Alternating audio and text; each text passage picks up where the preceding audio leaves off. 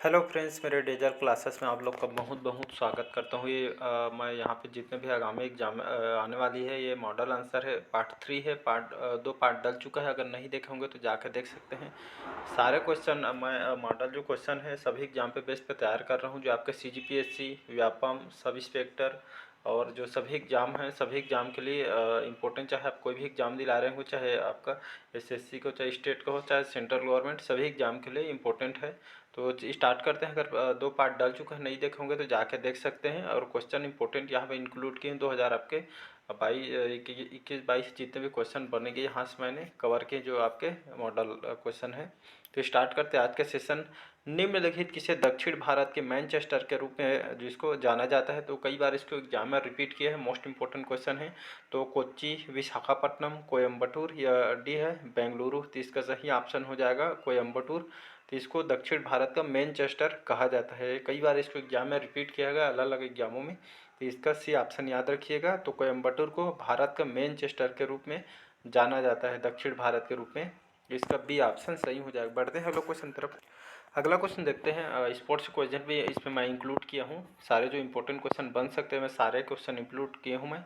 2022 के Rio Olympic में भारतीय दल का ध्वजवाहक कौन था? तो PV सिंधु, ज्वाला गुट्टा, योगेश्वर दत्त या डी है अभिनव बिंद्रा। इसका सही ऑप्शन हो जाएगा PV सिंधु। इनको जानते होंगे, आपके बैडमिंटन प्लेयर हैं। तो 2022 में जो रियो ओलंपिक हुआ है, इसमें जो कि भारत के तरफ से जो ध्वजवाहक आपकी PV सिंधु रही थी। तो मोस्ट इंपॉर्टेंट क्वेश्चन आपसे पूछा जाएगा। तो इसका PV सिंधु सही आंसर हो जाएगा। तो ओलंपिक में जो कि भारतीय दल के तरफ से ध्वजवाहक PV सिंधु ने उनको ध्वजवाहक के रूप में इनको चुना गया था। तो इसका फर्स्ट ऑप्शन सही हो जाएगा, ये ऑप्शन। अगला क्वेश्चन देखते हैं। निम्नलिखित कौन एक पारी में 1000 रन बनाने वाले प्रथम क्रिकेटर बन गए हैं? तो सचिन तेंदुलकर, विनोद कांबले, प्रणव धनवाड़े या विराट कोहली। तो इसका सही ऑप्शन हो जाएगा जो प्रणव धनावड़े हैं, जो कि क्रिकेटर हैं, भारतीय टीम में खेलते हैं। तो एक पारी में उन्होंने 1000 रन बनाने में प्रथम क्रिकेटर बने। तो एग्जाम पे बेस्ट इंपॉर्टेंट क्वेश्चन है, याद रखिएगा। एक पारी में इन्होंने 1000 रन बनाने वाले प्रथम क्रिकेटर बने हैं प्रणव धनावड़े, याद रखिएगा। तो इसका सी ऑप्शन सही हो जाएगा। क्रिकेट से क्वेश्चन है, पूछा जाएगा। अगला क्वेश्चन देखते हैं। निम्नलिखित कौन सा है जो कि भारत का सबसे बड़ा सिंचाई संयंत्र है? तो बर्मिंघम नहर, इंदिरा गांधी नहर, ऊपरी गंगा नहर या डी है आपका ताजेवाला नहर। तो कई बार इसको अलग एग्जामों में क्वेश्चन रिपीट करता है। क्वेश्चन इंपॉर्टेंट है, याद रखिए। कई बार इसको एग्जाम में SSC, PSC और आपके UPSC में भी क्वेश्चन को पूछा गया है। तो इनमें से आपका जो इंदिरा गांधी नहर है, जो कि सिंचाई का सबसे बड़ा एकमात्र साधन है, जो कि सबसे ज़्यादा सिंचाई इसी नहर से होता है। इंदिरा गांधी नहर जो कि सबसे बड़ी लंबी नहर है सिंचाई के माध्यम से। तो इसका बी ऑप्शन सही हो जाएगा। जो इंदिरा गांधी नहर है, जो कि यहाँ भारत का सबसे बड़ा सिंचाई संयंत्र का साधन है। तो इसका बी ऑप्शन सही हो जाएगा। अगला क्वेश्चन देखते हैं। केरल में निम्नलिखित किस मृदा की प्रचुरता पाई जाती है? तो जलोढ़ मृदा, लेटराइट मृदा, रेतीली मृदा या डी है दुम्मटी मृदा। तो इसका सही ऑप्शन हो जाएगा लेटराइट मृदा या लेटराइट मिट्टी। जो मिट्टी है यह आपके केरल में सबसे ज़्यादा इसकी मृदा का जो कि आपके लेटराइट मृदा की प्रचुरता पाई जाती है केरल में, याद रखिएगा। लेटराइट मिट्टी आपके सबसे ज़्यादा मात्रा में केरल में पाई जाती है। तो इसका बी ऑप्शन सही हो जाएगा। अगला क्वेश्चन देखकर। निम्नलिखित किस प्रक्रिया को नाइट्रीकरण के रूप में जाना जाता है?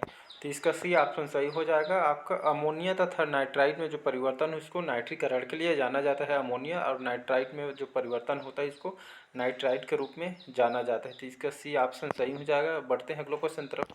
अगला क्वेश्चन देखते हैं। एस्बेस्टॉस निम्नलिखित किस देश का सबसे बड़ा अधिक पाया जाता जो एस्बेस्टाइक जो धातु है यहाँ किस देश में सबसे ज़्यादा अधिक मात्रा में पाया जाता है? तो ऑस्ट्रेलिया, कनाडा, अफ्रीका या रूस में। तो इसका डी ऑप्शन सही हो जाएगा, रूस, याद रखिएगा। तो एस्बेस्टॉस है यहाँ जो कि धातु जो कि आपके रूस में सबसे ज़्यादा अधिक मात्रा में यहाँ पाया जाता है। तो इसी तरह इसका डी ऑप्शन सही हो जाएगा। बढ़ते हैं अगला क्वेश्चन तरफ देखते हैं। अगला क्वेश्चन देखते हैं। विद्रोह के असफल रहने के बाद किस देश ने 3 माह के लिए राष्ट्रीय आपातकाल लगाने की घोषणा की थी? तो तुर्की, सीरिया, सूडान या डी है ईरान ने। तो इसका सही ऑप्शन हो जाएगा तुर्की, याद रखिएगा। तो विद्रोह के असफल रहने के बाद भी जो तुर्की देश है यह 3 माह के लिए राष्ट्रीय आपातकाल लगाने की यहाँ की घोषणा की थी तुर्की देश ने। तो याद रखिएगा, इंपॉर्टेंट क्वेश्चन है। तुर्की इसका सही ऑप्शन हो जाए। अगला क्वेश्चन देखते हैं। बेटन कप निम्नलिखित किस खेल से संबंधित है? तो आपके फुटबॉल से, हॉकी, बैडमिंटन या क्रिकेट से, तो इसका बी ऑप्शन सही हो जाएगा हॉकी। तो जो बेटन कप है ये आपके हॉकी खेल से संबंधित जो कि खेल है। तो याद रखिए बेटन कप आपके किस खेल से संबंधित है पूछा जाएगा, तो आपके हॉकी खेल से संबंधित है। इसका बी ऑप्शन सही हो जाएगा। बेटन कप याद रखिए हॉकी के क्षेत्र में इस अवार्ड को दिया जाता है। अगला क्वेश्चन देखते हैं यहाँ पे, सूर्य मंदिर निम्नलिखित किस राज्य में स्थित है? तो उड़ीसा, गुजरात, कर्नाटक, तमिलनाडु। तो इसका सही ऑप्शन हो जाएगा उड़ीसा। याद रखिएगा सूर्य मंदिर कोणार्क मंदिर के नाम से भी इनको जाना जाता है। तो सूर्य मंदिर कहाँ है? तो उड़ीसा। तो सूर्य मंदिर आपके उड़ीसा के क्या वहाँ पे सूर्य मंदिर। तो अगर पुरी वरी गए होंगे तो उड़ीसा जो पुरी दर्शनीय स्थल है जानते ही होंगे, जगन्नाथ धाम। तो वहाँ पे जाएंगे पुरी वगैरह घूमने, तो यहाँ घूम के जरूर आइएगा। सूर्य मंदिर जो कोणार्क मंदिर के नाम से इनको जाना जाता है। तो ये आपके कहाँ स्थित, कौन से राज्य में? तो उड़ीसा में स्थित है, याद रखिएगा। तो इसका ए ऑप्शन सही हो जाएगा। कई बार इसको एग्जाम में पूछा भी गया है, तो क्वेश्चन यहाँ से भी पूछ देता है। तो भारत की जो पुरी है यहाँ कहाँ कौन से राज्य में स्थित है? तो उड़ीसा इसका सही आंसर हो जाएगा। और आपको उड़ीसा से क्वेश्चन और पूछा जाता है, जो चावल जो अनुसंधान है कौन से राज्य में स्थित है? तो उड़ीसा, और कई ऑप्शन दिए रहे हैं। तो याद रखिए उड़ीसा के कटक में आपका चावल अनुसंधान केंद्र स्थित है। कई बार इस एग्जाम में पूछा जाता है। अगला क्वेश्चन देखते हैं, बैक्टीरिया की वृद्धि के द्वारा मापी जाती है। तो बैक्टीरिया की जो वृद्धि के द्वारा किसको मापा जाता है? तो आपका हेमिसोमीटर को, आपके स्पेक्ट्रोफोटोमीटर को, या आपके कैलोरीमीटर या ऑक्सीनेटोमीटर को है। तो इसका जो बैक्टीरिया की वृद्धि किसके द्वारा मापी जाती है? तो आपका स्पेक्ट्रो जो फोटोमीटर है इसके द्वारा बैक्टीरिया की वृद्धि को नापा जाता है। तो साइंस का क्वेश्चन, इंपॉर्टेंट क्वेश्चन याद रखिएगा। स्पेक्ट्रो फोटोमीटर बार बार इसको रिविजन करिए ताकि क्वेश्चन याद रखिएगा आपको। अगला क्वेश्चन देखते हैं, तीर्थी और जो साइडवेज अपरदन जिससे नदी घाटी विस्तृत हो जाती है कहलाता है? पार्श्विक संक्षारण, ऊर्ध्वाधर संक्षारण, या गौड़ संक्षारण, या डी है आपका माध्य संक्षारण। तो इसका सही ऑप्शन हो जाएगा पार्श्विक संक्षारण। तो तीर्थी और जो आपका साइडवेज है जो अपर्दन होता है आपके पार्श्विक जो कि कौन सी नदी घाटी विस्तृत हो जाती है? तो आपके पार्श्विक संक्षारण जो कि इस नदी घाटी के द्वारा यहाँ विस्तृत हो जाती है, जिससे आपका कौन सा कहलाता है?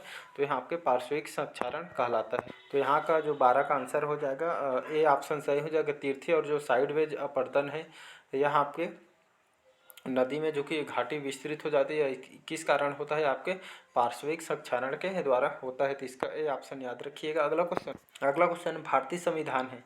तो इसका बी ऑप्शन सही है। भारतीय संविधान आपके किसी व्यक्ति को राष्ट्रीय पद के लिए पुनर्निर्वाचित हेतु अनुमति प्रदान करता है। तो भारतीय संविधान में जो किसी भी व्यक्ति को राष्ट्रपति के लिए पुनर्विचार हेतु अनुमति प्रदान करता है भारत का संविधान। तो इसका बी ऑप्शन याद रखिएगा।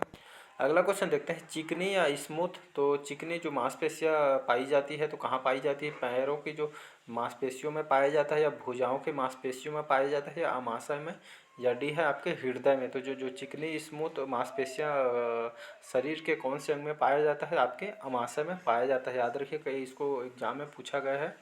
तो इस चिकनी या स्मूथ जो मांसपेशियाँ है शरीर के आपके अमाशय में पाया जाता है। तो इसका सी ऑप्शन याद रखिएगा, इंपॉर्टेंट क्वेश्चन है। अगला क्वेश्चन देखते हैं यहाँ पे, सिनेगाप खाली स्थान का पूजा स्थल है। तो पारसी धर्म का होता है, या ताओवाद, या आपका यहूदी धर्म, या आपका सिंटोवाद? तो इसका सही ऑप्शन सी हो जाएगा, यहूदी धर्म। तो आपका जो सिनेगाप हो जाए एक पूजा स्थल है, तो यहाँ कौन से धर्म का है? आपके यहूदी धर्म का सिनेगाप एक पूजा स्थल है। तो ये आपके यहूदी धर्म से संबंधित पूजा स्थल है। तो इसका सी ऑप्शन याद रखिएगा। अगला क्वेश्चन देखते हैं यहाँ पे, सर्वाधिक ऊंचाई वाला हवाई अड्डा कौन सा है?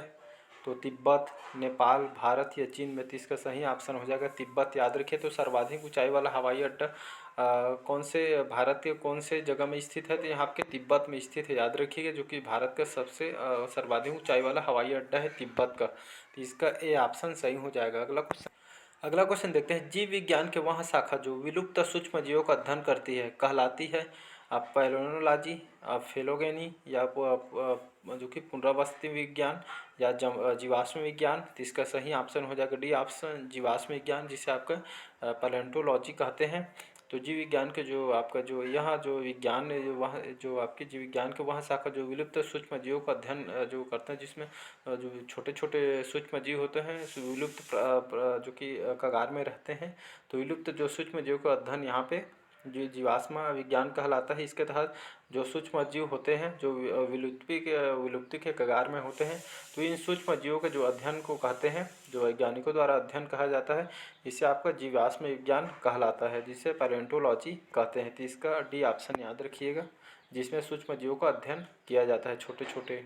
तो विज्ञान की भाषा में इसे जीवाश्म विज्ञान कहा जाता है। तो इसका डी ऑप्शन याद रखिएगा। अगला क्वेश्चन देखते हैं। यहाँ पे स्पष्ट दृष्टि की न्यूनतम दूरी है 35 सेंटीमीटर, 25 सेंटीमीटर, 45 सेंटीमीटर, या डी है 15 सेंटीमीटर। इसका सही ऑप्शन हो जाए बी ऑप्शन 25 सेंटीमीटर।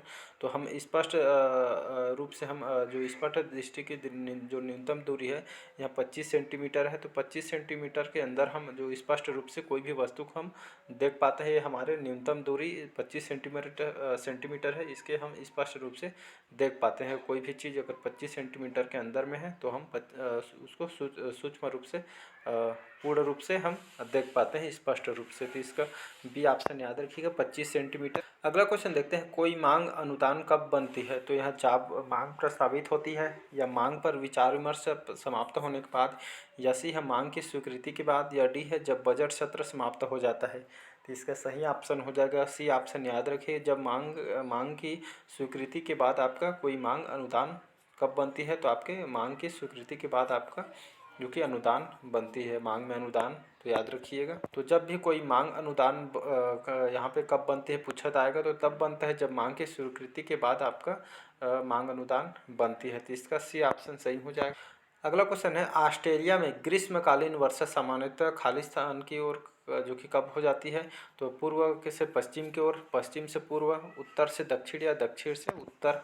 तो ऑस्ट्रेलिया में जो ग्रीष्मकाल या गर्मी के महीने में जो वर्षा सामान्यतः होती है, यह किस ओर होती है, कम होती है? तो आपके पूर्व से पश्चिम, पश्चिम से पूर्व, तो उत्तर से दक्षिण या दक्षिण से उत्तर। तो इससे सही ऑप्शन हो जाएगा उत्तर से दक्षिण। और याद रखिए उत्तर दिशा से फिर दक्षिण की ओर।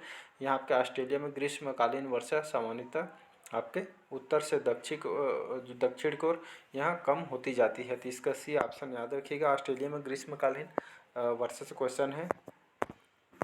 अगला क्वेश्चन है, कई बार इसको रिपीट किया गया एग्जाम में। नीली क्रांति है खाली स्थान से संबंधित है, तो मछली उत्पादन से, अनाज उत्पादन, तिलहन उत्पादन, या आपका दूध उत्पादन। तो इसका सही ऑप्शन हो जाएगा नीली क्रांति, जिसे ब्लू रेवोल्यूशन कहते हैं। तो जो ब्लू रेवोल्यूशन है, नीली क्रांति किससे संबंधित है? तो आपके मछली उत्पादन से संबंधित है। याद रखिएगा नीली क्रांति किससे संबंधित है पूछा जाएगा, तो मछली उत्पादन से पूछा जाएगा। ब्लू रेवोल्यूशन किससे संबंधित है पूछा जाएगा, तब भी आपको मछली उत्पादन से संबंधित आंसर लेना है। अगला क्वेश्चन देखते हैं। निम्नलिखित कौन सा लोक नृत्य असम में फसल कटाई के बाद किया जाने वाला लोक नृत्य है? तो अंकिया नट, बिहू, राउत नाचा, या नामचिन।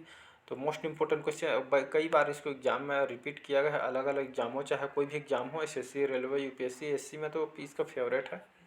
तो इनमें से जो आपका जो बिही जो लोक नृत्य है, यहाँ आपके जो लोक नृत्य असम में इसको किया जाता है, असम राज्य से बहुत ही फेमस है बिहू नृत्य।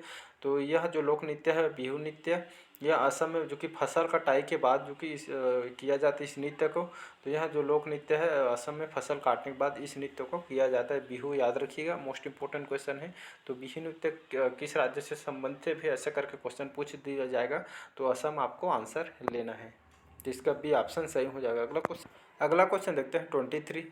फोटोरेस्पायरेशन का आधा स्तर होता है, ये आपका इसका जो सही ऑप्शन हो जाएगा फ्रुक्टोज, या पायरुविक एसिड, या ग्लाइकोलेट, या आपका ग्लूकोज। तो इसका सही सी ऑप्शन हो जाएगा आपका ग्लाइकोलेट। यहाँ आपके फोटोस्पायराइजेशन का अंदर की स्तर है या आधा स्तर होता है आपका ग्लाइकोलेट। याद रखिए, इसका सी ऑप्शन सही हो जाएगा। अगला क्वेश्चन है कंप्यूटर से क्वेश्चन है आपका।